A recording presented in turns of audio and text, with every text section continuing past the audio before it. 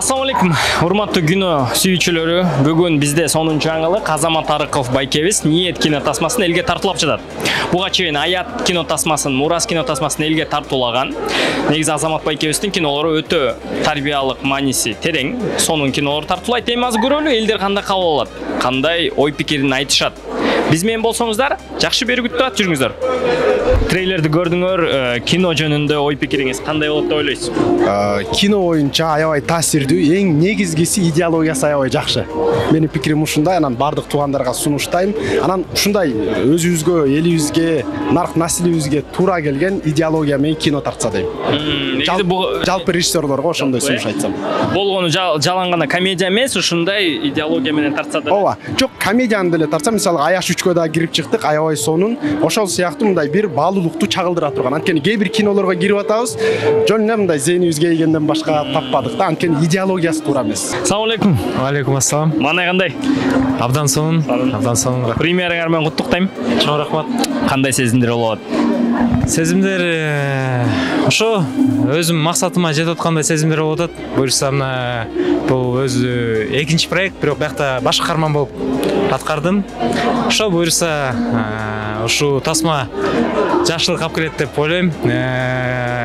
Кыргызстандын кино индустриясын жаңы деңгээлге көтөрөт деп өзү ошондой максат менен жүрөм. Assalamu алейкум. Кандайсың? Уалейкум салам, рахматулла. Анайың сакчы. Өтө сонун. Карабайсыз, кандай сонун. Негизи биринчи суроо, мен мынча канчадан бери жабык көрсөтүп жүрүп, ушунча көп киши көргөн эмесмин да. Аларды кайдан келишти? Коюңузчу. Биринчи жолу болот ушунча көп. Атпай албайбы? Атпай калышы мүмкүн. Сиз кыргыз киносунда кайсыл студияны же болсо кайсы актёрду көбүнчө мындай артынан карап, баалап мындай жакшы деп эсептейсиз? Биз Азамат байкенин чебер продакшнды көп көрүп жүрөбүз, жана ошондой эле алардыкы аябай жакшы, качество жагынан да, жана ошондой эле идеология жагынан. Анан ошондой эле Азамат байкеники көбүнчө сейрек чыгат, бирок аябай жакшы чыгат. Азастан бирок жакшы чыгат. Ооба, жакшы чыгат. Элге мындай салымы жана ошондой эле таасири аябай жакшы чыгат. Тасманы жөнүндө айтып кеттиңиз. Мындай да. Биз канча жылдан бери топтоп келген тажрыйбабыздын негизи ошонун үзүрү, ошонун жыйынтыгы десем жаңылышпайм. Ортодо 6 жылдай тыныгы болуп, эми Мурас деген кино тартканбыз. Андан бери деле 5 жыл болуп өтүп кетти да, бир 4 жыл, 5 жыл өтүп кетти. Ошолдон бери биз максат койгонбуз. Жамандыктан кайтарып, жакшылыкка чакырган, бир жакшы бир тасма болсо, жан дүйнөгө жаккан, жүрөктөн чыкты да бул нерсечи.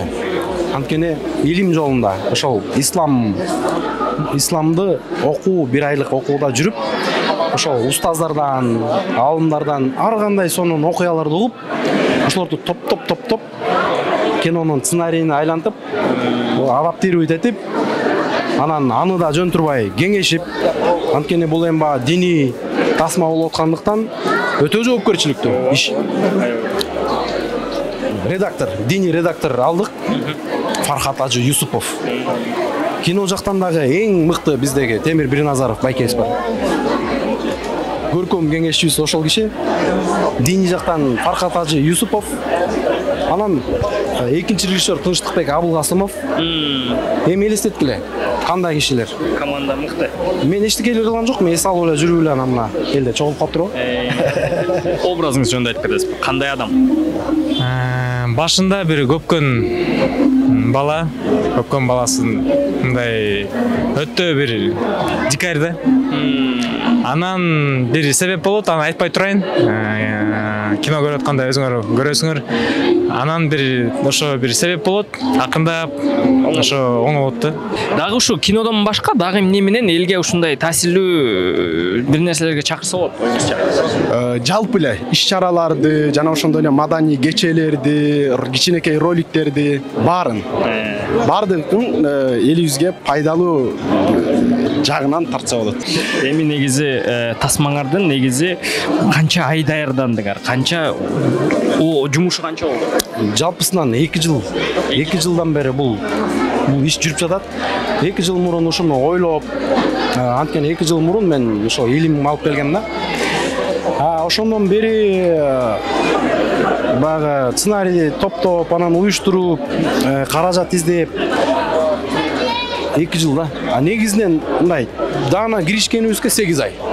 Мына тартып баштадык деп жарыялап туруп киришкенибизге 8 ай болду. Мисалы үчүн сиз акыркы жолу Мурасты тарткансыз 6 жыл мурда. Андан бери 6 жылдын ичинде жаңы кино тарттыңар 6 жылдан кийин. Кандай бир өзгөрүүлөр көрө алдыңарбы? Команданын арасында технически кандай бир жаңыланган жерлер барбы? Бизде кино индустрия пайда болуп тур. Мен мисалы тамашалоон балдарына өтө ыраазымын. Эми бир эле нерсесине нааразымын баягы. Эми баягы кээ бир ошо бир тууган инчектер ошо күлдүрүүнүн амалын издеп эле баягы дин жактан баягы күлдүрүү атышат да. Мисалы мен жакында эле көрдүм мына ассаламу алейкум рахматуллахи ва баракату десе эл каткырып атат. Бул туура эмес да. Андан башкасын аш керек да күлдүрүү үчүнчү толтура токой. Ошол жагынан эле капа болбосом, калган жагына ыраазымын. Өтө мындай индустрияга айланып салышыптыр. Кинотеатрда кыргыз кинону байма-бай алып калышыптыр. Мурун биз мына Манас кыргыз киносу, анан Октябрь деген үчөөнү берип эле жыргап калчубуз да. Азыр мен таратып бүтө албай атам кинону, мына кинолорду берип бүтө албай атам да. Убактым жетпей калат, эмем жетпей калып атат да. Бул деген бул өсүү өнүгүү. Мына Молар мисалы кыргыз киносуна кызыккан үчүн келип атат да. Дабы. Болбосо мурун менин эсимде 500 киши чакырсам 350 киши келчү да. Азыр мен ошондой элестетип 600 киши чакырдым эле, азыр чото 700 киши келип болду деп коркуп атам да. Батпайт. Анан жакында эле акыркы суроом, жакында эле Instagram баракчаңыздан Эртай байке менен бир кандайдыр бир чуу чыгып, видеосунан элдер комментарий жазып түшүнбөстүк болуп атат. Ошол жөнүндө айтып кетсеңиз кандайдыр бир. Мен УПСМден ошо ички иштер министрликтен жана ошондой эле көптөгөн журналисттерден кечирим сурайм. Расмий түрдө көп кишилерге ошо мындай ыңгайсыздык жана анча-мынча жумуш жаратып койдум окшойт. Анан ошо Эртайдын дагы дарегине, Эрболдун дарегине, Эрболдун атасынын дарегине өтө жаман сөздөр айтылып кетти. Негизинен бул план болчу. Башынан тартылып жатканда муну чыгарабыз, ушундай кылып маркетинг жүргүзөбүз деген план бар болчу. Ошон үчүн Эртайды тартканбыз, мындай аябай мына даана көрүнүш үчүн. Ошол планыбыз ишке ашты, бирок өтө ашып кетти да. Өтө ашыгы менен ашып кетти. Мисалы биз миллион киши көрүп берсе жакшы болот эле дедик эле, 7-8 миллион киши көрүптүр да. Баш аягычы. Бешесе. Анан эми бул мен ойлойм, бул деген бул жөнөкөй кино эмес. Бул жерде исламдын тазалыгы көрсөтүлөт. Ак ниет, кара ниеттин ортосунда түшүнбөстүк эмнеден келип чыгат. Ак ниет болуу кандай болот, кара ниет кандай болот, жыйынтыгы кандай болот, аны ошону көрсөткөнгө аракет кылдык. Мен ойлойм, ушул тасма аркылуу бир адам пайда таап, бир жакшы жолго түшсө эле биз командабыз менен ойлогон, көздөгөн максаттарыбызга жетебиз деп ишенем. Эмне болду эле? Өзү мен сериалда бир тартылып аткан учур болгон. Сериалда? Бир сериал тартылып аткам, «Жизнь» деген. Тартылып атканда ошондо перерыв болуп калган 5 минут. Инстаграмга кирсем, бир комментарийлер келип атат. Кимдин баласысың, адам өлтүргүч деп сообщениялар келип атат. Кандай аны түшүнбөй атам. Эмне болду? Караса Эртай байке кирип койгон турбайбы? Карасам описанияларда өтө мындай бир ишеничтүү жазып коюптур да. Аны билбептирмин. Аны бир маал жарым сааттан кийин бир дос балам чалат. Видео обращение жазып койчу, эл аябай туура эмес түшүнүп калды деп. Ошо видео обращение жаздым. Ушундай окуя болуп калды эми. Ошондо ошол видео бул ушул ниет тасмасынын үзүндүсүнөн алынган. Үзүндүсүнөн алынган, полный. Эртай байкеде да бул активист болуп катышкан да ушул тасмагачы. Демек элди ишендирипсиңер. Буюрса. Эми көрүүчүлөргө чакырып кетсеңиз болот. Урматтуу туугандар, достор, кино сүйүүчүлөр, менин жеке мен көрөрмандарым. Көп учурда мен дарегиме комментарийлерин жазып жүрдүңүздөр. Качан кино тартасыздар, аят сыяктуу кино качан чыгат деп көп талап кылдыңыздар. Мынакей, мына тарттык. Сиздердин дуаңыздар менен, сиздердин талабыңыздар менен тарттык. Тартканда да ушундай жакшы акча менен, жакшы актерлук курам менен, жакшы техника менен тартканга аракет кылдык. Мунун баардыгы сиздерге уят болбойлу деп, сиздерди сыйлап тарттык. Келиңиздер, келгенде биз мындан да жакшы кино тартканга шарт түзүлөт. экономикага мына налог төлөйбүз бизчи. Бул ар бир билеттен налог кетет. Мына сонун экрандардан көрөсүздөр, сонун үн менен көрөсүздөр. YouTube'дан күтпөңүздөр. YouTube'га эч качан чыкпайт. Кинотеатрда Этномедиа деген портал ачат. Аякта төлөп каласыздар баары. Күтпөйлө болгон. Күтпөгүлө YouTube'дан чыкпайт. Эми баягы мындай да. Туугандар, пайдадан башка зыян жок да. Өзүңөргө да пайда, жакшы да мындай сапаттуу көрөсүңөр. Анан элге, жерге пайда болот, бизге да пайда болот. Баарыбызга тең жакшы болот да бул нерсечи. Ошондуктан туугандар, Бишкек парк эмеде. Бишкек паркта, Космо паркта, Манас кинотеатрында, Алато кинотеатрында, Азия моллдо, Аламидин кинотеатрында, Жал кинотеатр. Цумда, Жалда, Караколдо да сон кинотеатр бар экен. Ошто, Нур, анан Семедей деген кинотеатрда жана Кудай буйруса дагы Балыкчы, Чаек сыяктуу региондорго да койгонго аракет кылабыз. Жакында жарыялайбыз буйруса. Эми Россияга да Ошо Россияга да коюлат буйруса, ооба. Ийгиликтүү болсун эми. Москвага сүйлөшүлө жүрүп атат, буйруса коюлат, ооба. Ийгиликтүү болсун. Жакшы кино күтөбүз азыр. Чикаго, Стамбулдарга да коюлат. Буйруса.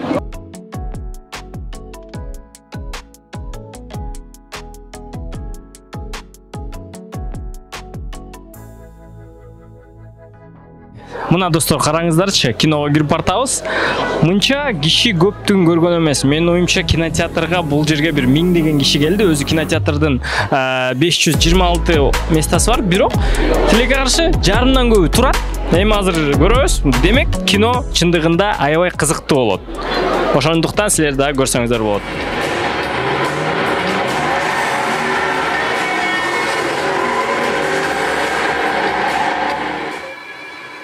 Эми бул болсо кем каршы өнөргө? Субханаллах. Аллах нематы. Сага сыно Кудайдан да сени жаман көргөндүгү үчүн эмес, сени жакшы көргөндүгү үчүн сага сыноо берет. Анткени эгерде сен адашып жүргөн болсоң, сыноо аркылуу Алла сени туура жолго салат.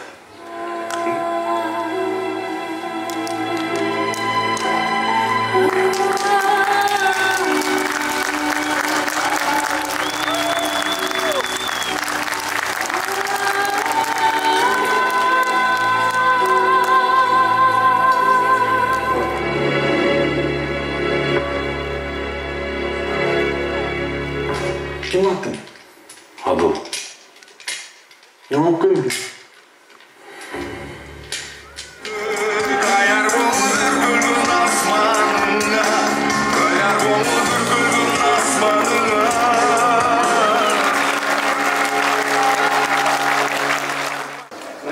Allah çünkü özü çıkmamak sonra. Yaxşı niyet var. Allah razı olsun. Allah razı olsun. Чын айтканда, буга чейин биз даватка чыкканбыз. Ошондо эле айтчу эле да Азамат ниет деген киноду. Анан эми чын айтканда сөз жок. Мен ыйладым. Ыйладым. Мен эмес жанымдагылар да ыйлады. Эми мына кинодон мазмун бүткөндөн кийин дагы болот да, дай 2 сеанс кино деп ушуну айтса болот да. Ийгилик Азамат иниме. Сизге да ийгилик ишиңизге. Жакшы жүрүңүз. Тасма жөнүндө. Ассаламу алейкум. Биринчиден тасманы көрбөй коюуга такыр болбойт экен. Менин жеке өзүм көз карашым чындыгын өтө жогору деңгээлде тартылыптыр. Негизи Азамат байкенин тасмасын кичинемден бери көрөм да, менчи аят тасмаларынча. Биринчи, экинчи классында болчу ошол 2011-2012 жылдары. Өтө таасирдүү тасмалар, негизи эле мен ойлогон тасмалардын бири болуптур да. Өтө чоң, мага өтө башкача сезимдер тартуулады. Азамат байке Instagram аркылуу жабык көрсөтүүгө билет берген эле, ошондон бери сүйүнүп 2 ноябрда күтүп жүргөн болсун, бир жумада берчи. Урматтуу көрүүчүлөр, албетте бул тасмага келип көрүп кетиңиздер. Чындап сиздерге башкача сезимдер тартуулайт. Дин жаатында дагы, өзүңүздөрдүн жан дүйнөңүзгө дагы бир азык болуп кетет да. Албетте мындай күчтүү актерлор тартылыптыр. Ошондой эле биздин устазыбыз Фархат устазыбыз тартылыптыр. эң мыкты деңгээлде тартылган, чындап айтканда. Сөз жок, респект. Рахмат. Assalomu alaykum. Кандайсыз? Кино жөнүндө айтып кетип беречи. Эми кино жөнүндө кино аябай жакшы тартты. Башынан аягына чейин аябай таасир берди. Ушу Азаматка эмне деп айтабыз? Ден соолук, ишине ийгилик, дагы чүрпөлүү болуп туруп болсо бек болсун. Ушу кыргыз элиме ушу таасири тийген жакшынакай кинолордон болсун, тасмалардан. Эмне дейли, ушу жашоодо болгон нерсенин баары ушу кичинекей кино болсо да ошо ичине камтылыптыр да. Сиздин ой пикириңиз байке? Алла разы болсун, ушу тартылган кино жакшы болуптур. Кино тарта берсин дагы жакшы. Шуну көрсүн. Мени көрсүн. Эми кино абдан сонун болуп тартылыптыр. Жашоо турмуштан алынган көбү. Ошол Азаматтын өркөнөсү өрсүн, мындай кинолордун далайын тарта берип, элге, балдарга, баарыбызга пайдасы тийген кинолордон болсун. Айткансыз. Ушу ниет тасмасына жакшы тартылды, кино элге да жакты. Эми ушул Аллах Таала сиз бирде жаратты. Ушундай өзүнүн өкүмүн аткарыш үчүн. Эми ушу жакшы, жаш дебей, кары дебей ушу тасма ушу балдарга намаз окушуна себепчи болууга жакшы эле болду. Мындан ары да кыз бала 9 жашынан, уул бала 12 жашынан намазга берилип, жаманчылыкка барбай, ушу кинону көргөндө кандай жүрөктөр таасир этти. Ыйлаганга бардык, ыйладык ушу жашым. Эми ошону көргөндөрдүн баары намаз окуп кетишине мен ушу терең ыраазычылык билдирем ушу тасмага. Рахмат. Мен негизи бул киного ошол жана биякта Жолдошбек деген байке аркылуу таанышып Азамат байке менен келип калгам. Анан кийин негизи өзүм пландап жүргөм. Атайын акча чогултуп бир $50,000 тегерегинде кино тартсак деп. Анан кийин Азамат байке сунуштап калганынан өзүбүздүн аз эле салымыбызды коштук, Кудайга шүгүр. Анан кийин мен чынында мончалык кино болот деп күткөн эмесмин. Көп адамдар кайрылат, проектлерди айтып, мындай кылалы, тигиндей кылалы деп. Анан кийин бир майлуу нерсени чыгара алышпайт да. Анан кийин бул жакка келинчегим менен келип, аябаганда ыйлап, бир четинен дагы өзүмдүн башыман өткөн подстава деген нерселер. Анан кийин ошол өзүмө чувство кылдым, кабыл алдым да. Анан кийин ошо Куранда Аллах Таала айткандай эле, ар бир кыйынчылыктын аркасында жакшылык бар деген себептен ошол нерсенин баары баштан өтүп, мындай жакшы турмушту кечирип аткан учурубуз. Анан кийин кинонун аягында ошол өзүмдүн жеке жашоом көз алдыма чагылды. Ошон үчүн ошо сүйүнүп кеткенимен жана 500,000 сомду дагы эметейин дедим да. Мындан дагы белек катарында мындан дагы жакшы кинолор чыгарсын, жакшы кинолор тартып ушундай жогору жактагы адамдардын убагында запкысын көп чегебиз, ошондой адамдарга жеткиришке колдон келген аракетибизди кылалы. Тасмага кантип келип калдыңыз, кичине окуяны айтып берсеңиз. Негизи өзүм уже 3-чү жыл кинодо иштейм, за кадром только. Бирок ушул ниет тасмасында кастинг директор болуп жүрүп, анан чудо. Өзүңүздү экрандан көрдүңүз, кандай сезимдер болду? Башка каарман болгондо да кандай көп көрүндүңүз? Аябай толкундандым. Билбейм даже. Ар бир эле актерго, мисалы, ар бир эле адамга экрандан өзүн көрсөмдөй кызыктай көрүнөр го. Жакпайт, кээ бир учурларда менде да ошондой болду. Тасмада эң кыйыны кайсыл образды, кайсыл эмоцияны берген сизге кыйын болду? Кайсыл жеринен? Марлис менен коштошкон жери мага кыйын болду, анткени мага Иля деп команда беришти, жашоодо билбейм, сразу ыйлай албаганга бир аз татаал келди, бирок колумдан келди. Актерлордун жашоосун мындан кийин түшүндүңүз кандай экенин? Ооба. Буга чейин алар менен иштешип гана жүрсөм, азыр алардын 100% демейм, бирок хотя бы 1%-не дагы кирип кеттим. Жакшы. Мындан ары эми тасмага тартылууга сунуш түшүп, кандайдыр бир сунуштар болсо тартыласызбы же? Ойлонуп көрөбүз. Ойлонуп көрөбүз. Рахмат, ишиңизге. Рахмат. Бирөөнө чим болот. Бул дүйнө ушул теңи жок. Бирөөнө ким болот? Бирөөнө колдонот. Бирөө жол болот. Бирөөгө жагам деп жүрүп, бирөөнө кор болот. Бирөөнө көтөрөт, бирөөнө чөгөрөт. Бир келген ушул өмүрдө билинбей көңүл көбөлөт. бирөөнү бирөө жактырат, бирөөнү бирөө мат кылат, бирөөгө зыян тийгизбей бир өмүр жакшылап, бирөөнү бирөө кээктей, бирөөнү бирөө карыктей, булгабай аруу тилинде бапесте курбат дилектей. Мына туугандар, берүүсү аягына келди. Кино тасманы көрүп чыктык. Чындыгында мыкты тасма болуптур.